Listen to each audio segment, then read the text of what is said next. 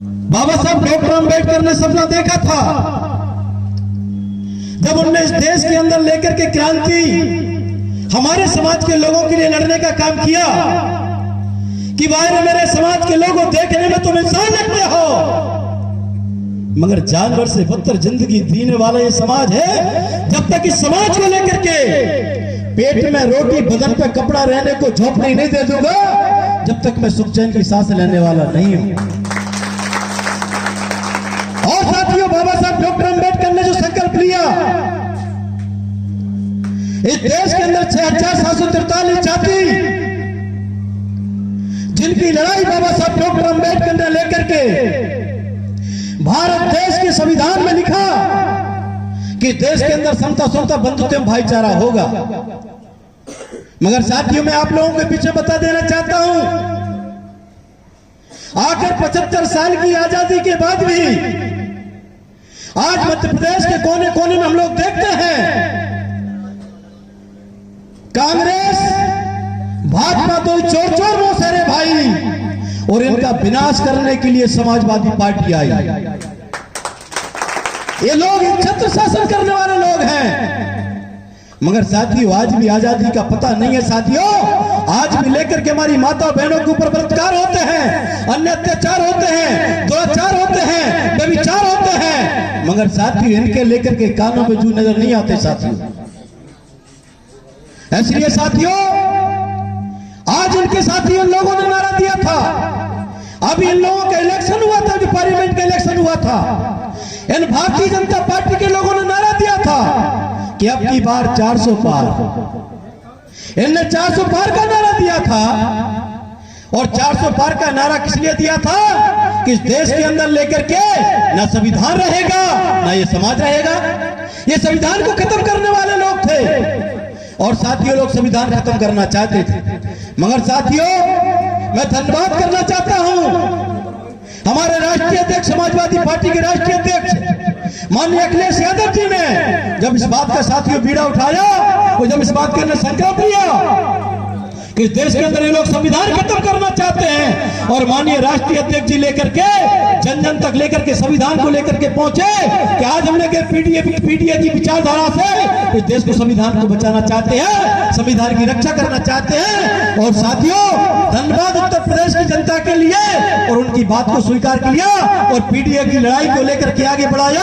और जब पीडीए की लड़ाई को आगे बढ़ाया तो राष्ट्रीय अध्यक्ष जी का साथ दिया और जब साथ दिया तो साथियों उत्तर प्रदेश के अंदर जो भारतीय जनता पार्टी जो बहुत बड़े घमंड में डूबी हुई थी, जो अन्य अत्याचार को लेकर के आगे बढ़ रही है, उसको लेकर के इनकी औकात दिखाने का काम किया।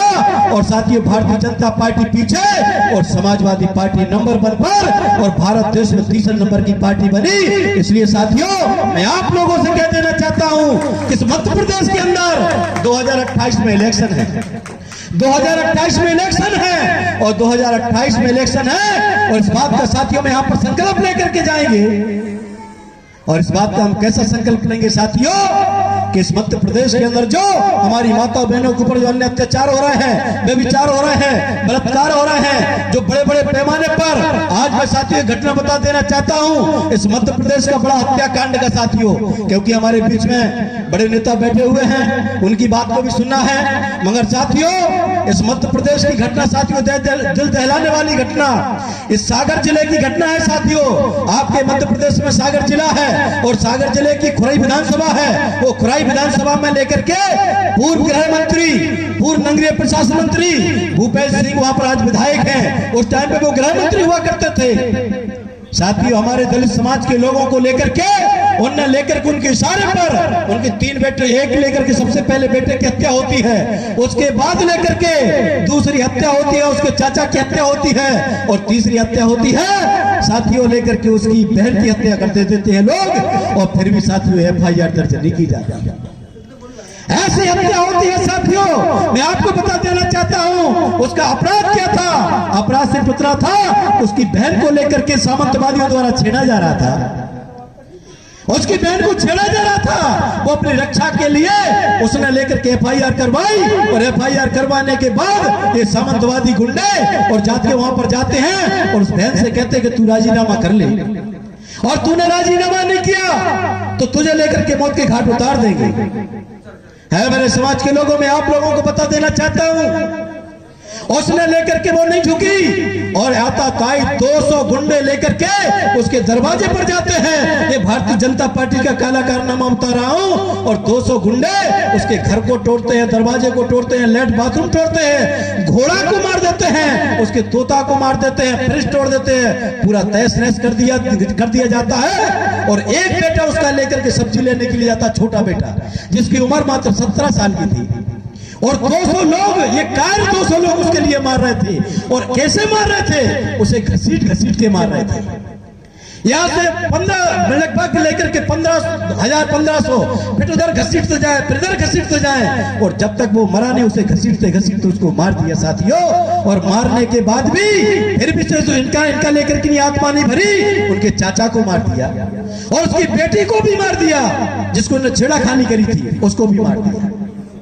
ऐसे अत्याचार साथियों आप लोग कब तक बर्दाश्त करोगे?